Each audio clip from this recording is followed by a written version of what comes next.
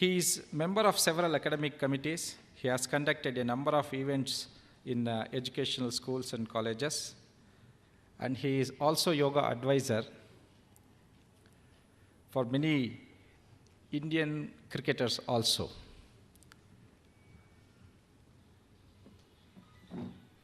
So, S.M. Wonka? Wonka? Yes. Yes. I request Dr. S.M. Wonka to come on the dais and deliver his lecture. Thank you, sir. I have a presentation.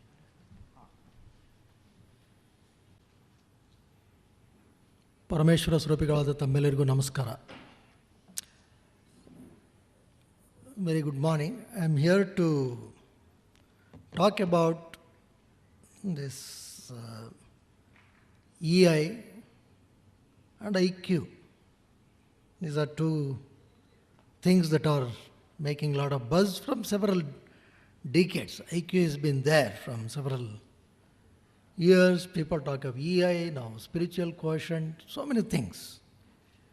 And this is something, the contribution of the West is that add more jargons. And they have done it successfully. And let us try to also examine what our own system, the yogic approach, can do in these aspects, especially the emotional intelligence, because most believe that IQ is more nature, whereas EI has to be nurtured. And this is where yoga can do a lot. We will try to look at this aspect from the perspective of sage Patanjali. Just now, we had a very good exposure to the sage Patanjali's sutras from, I think, some other Sri Pattabhiram. I will try to pick up few threads from the same. This is not the one. You have it, or it was copied, I can give you.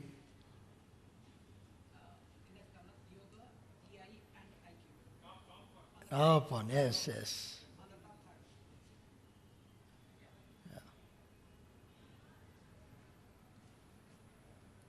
Yeah. Next slide, please. Whenever we talk of emotional intelligence, even today, this is the most quoted person, Daniel Goleman, and he says the capacity for recognizing our own feelings and those of others, for motivating ourselves and for managing emotions well in ourselves and in our relationships. Well, this is one of the most quoted even today. You look at any research publication, that is why I have taken this. But you should really also look at whether, we should also fall into these kind of definitions. Did we not add a better, more evolved system? This is the question that we have to ask. Because normally, when things are given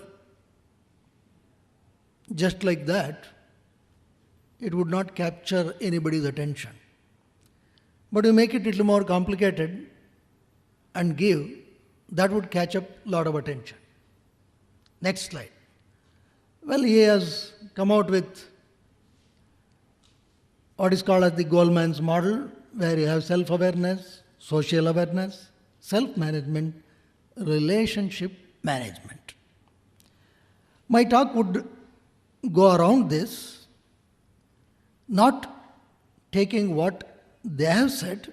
We have a lot of respect for any researcher, but what we want to look at is that these things have been dealt much more profoundly, much more deeply in our Yoga Sutras. Way back 150 or 250 BC, Seth Patanjali gave a crystalline form to the knowledge of yoga. It is not that yoga was founded by Patanjali. Yoga is anadi. It was there. But Patanjali's greatest contribution is that he gave a crystalline form to the vast amorphous form of yoga. And he wrote 196 terses, sutra, aphorisms. To talk elaborately, to write elaborately is easy. Whereas if you have to be concise and precise, it is difficult. And Patanjali has done that work. Because to write a sutra, it is not easy.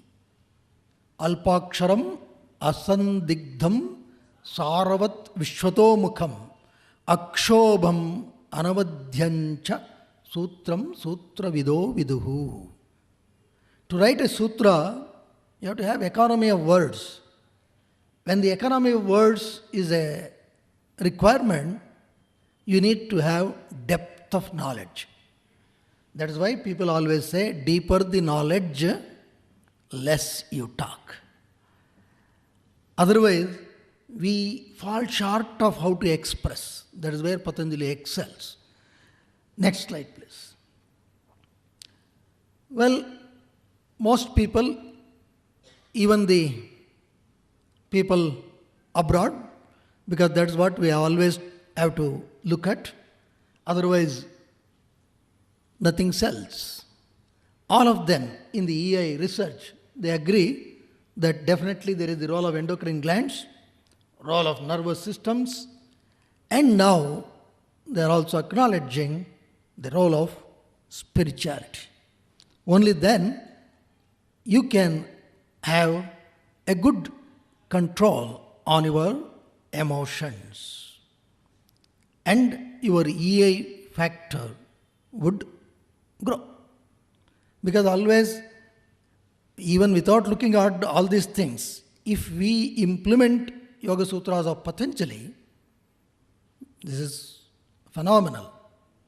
But unfortunately, because most of the scientific papers that are presented revolve around something like the Goldman model and things like that, it is also necessary for us to somewhat tune to that, although their projections are fairly inferior to what, for example, Patanjali has projected. This is what it is.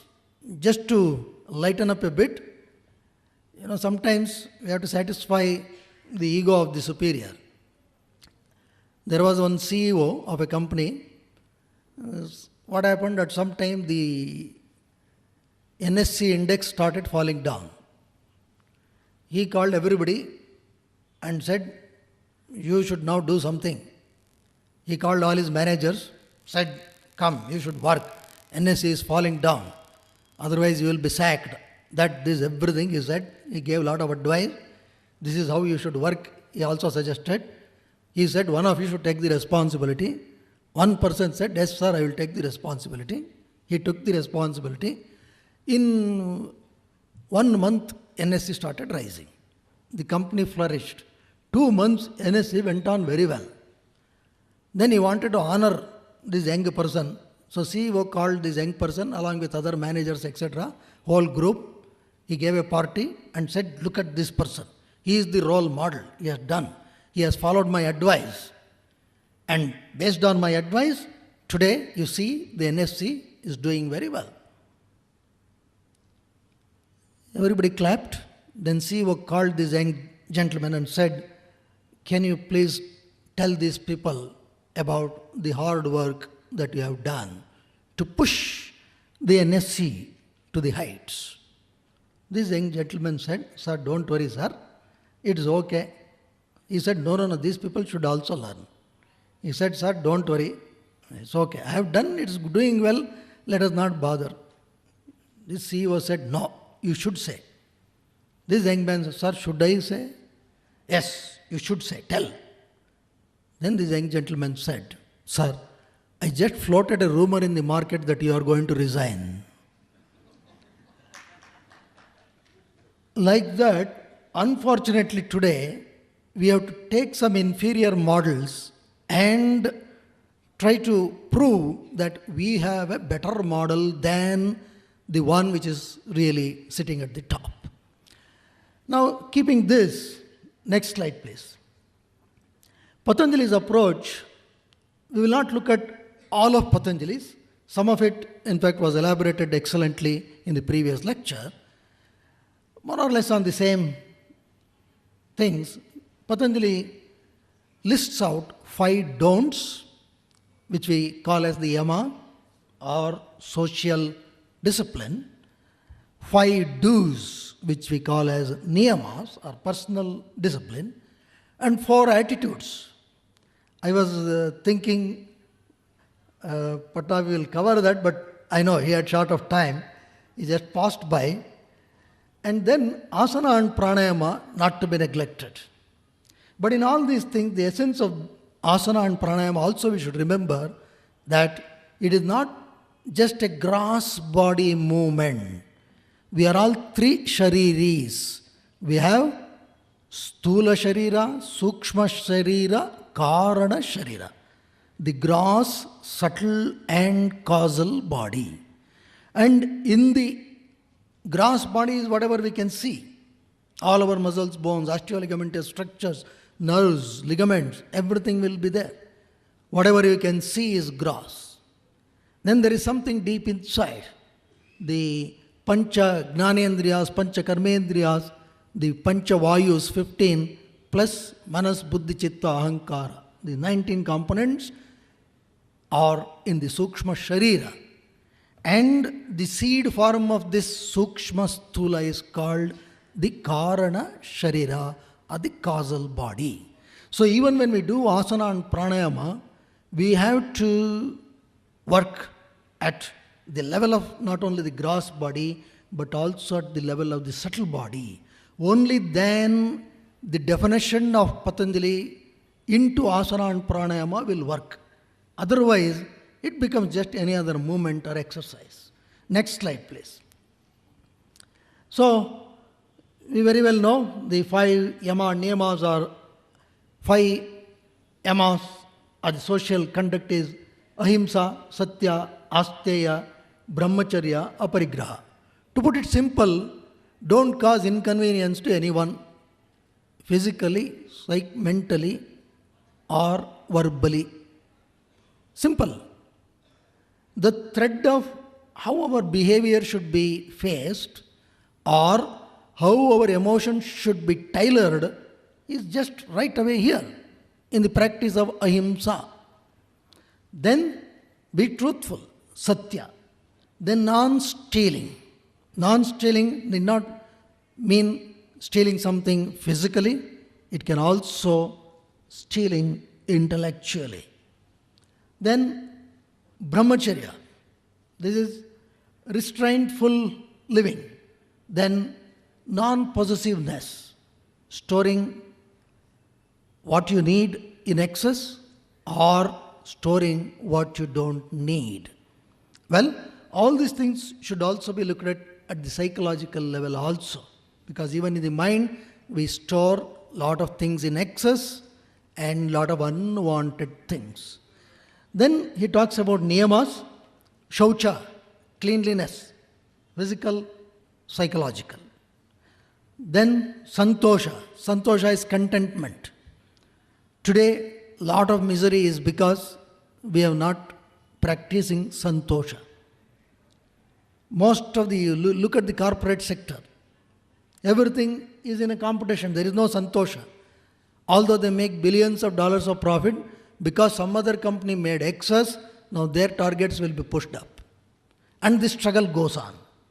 And not just the company, it percolates all the way down. If the CEO gets heated up, naturally that heat propagates into down the line. And If the employee of organization is heated up, it percolates to his family. It goes to the society.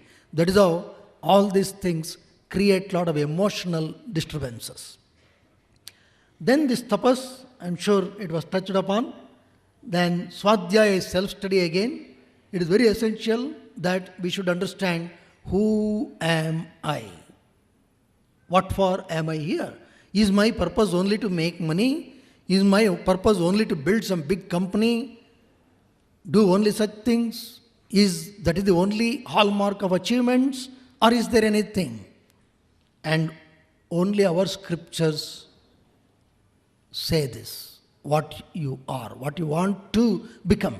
Our sages, extremely scientific minded people. They knew thoroughly, very well, as to what we need. Otherwise, if they had invested their time and intelligence into modern technology, what we call, we would have been ultra modern. But they knew this is a useless pursuit, and what is to be looked at is something far more deeper, and this kind of a research needs much more intelligence than what can get you Nobel Prize elsewhere. That is the kind of research our sages did and compiled everything. And then Ishvara Pranidhana means know how to surrender, get out of your ego. So this we have to practice. Then Patanjali talks about 4 attitudes that we have to cultivate, and they are, next slide. Next. Yeah. Maitri, Karuna, Mudita, Upeksha. These are the 4 attitudes. Maitri means a friendliness towards whom? In the society, in the office, everywhere, you have some people who are more privileged than you. Towards that, you should have an attitude of friendliness.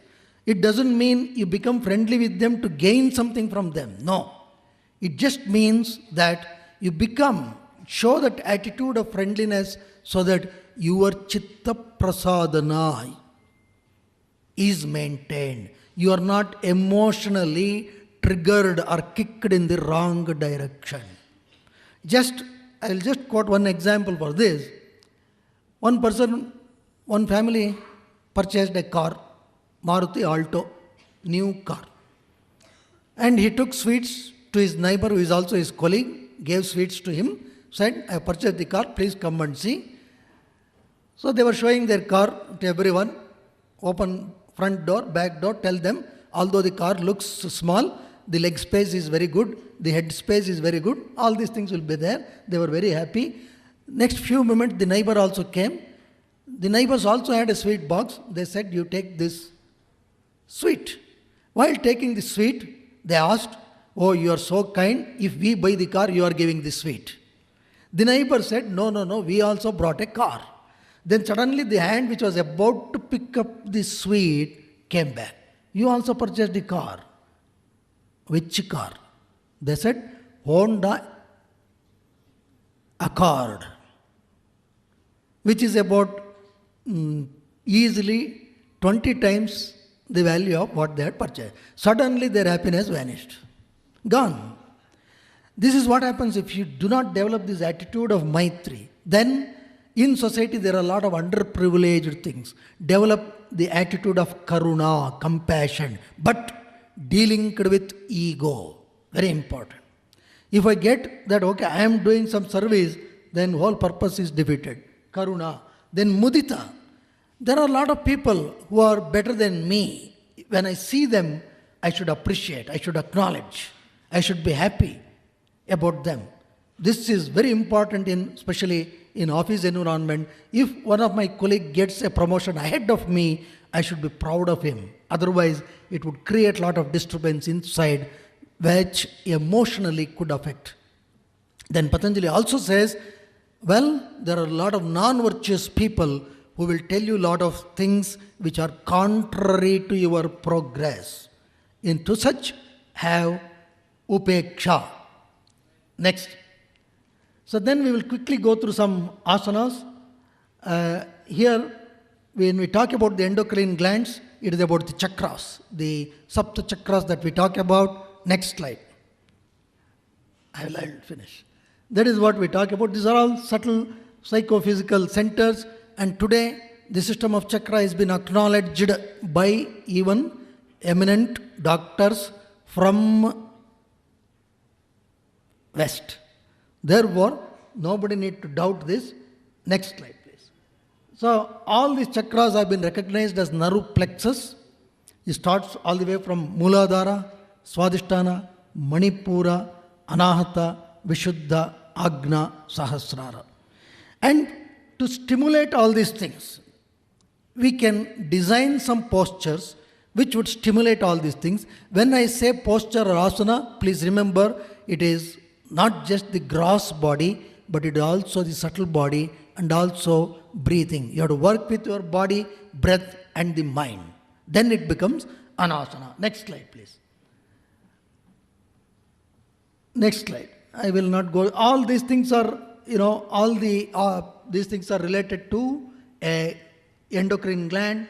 Today, the role of endocrine glands on the emotional status is well accepted. Next. These chakras. Now, how to stimulate each chakras? I'll just give some brief ideas. Next slide.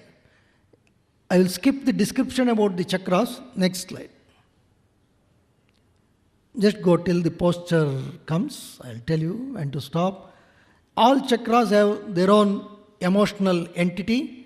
We will not bother about that. What all I want to do is to see this patience, trust, these are all well accepted. Now how to stimulate this? This is one of the simple technique. Use a bolster and a blanket. Mooladhara is just above the perineum. What is perineum? It is the region between the two excretory regions. So just above that, you use a technique like this to stimulate. Use your body, breath and the mind. That is what we should remember. Next slide, please. Similarly for Swadhisthana, which is recognized as the sacral plexus, how to stimulate the sacral plexus, we will just look at.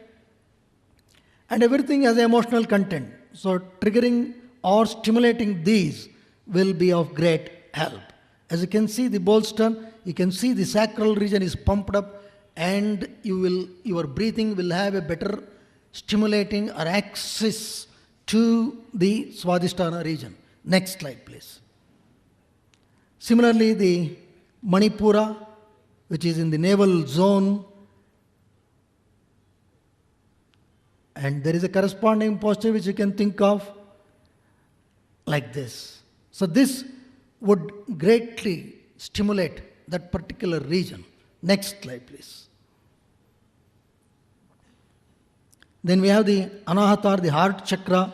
We can give a very good relaxation, a modified Shavasana for this, which would greatly help to stimulate this Anahata, which is also referred to as the emotional center.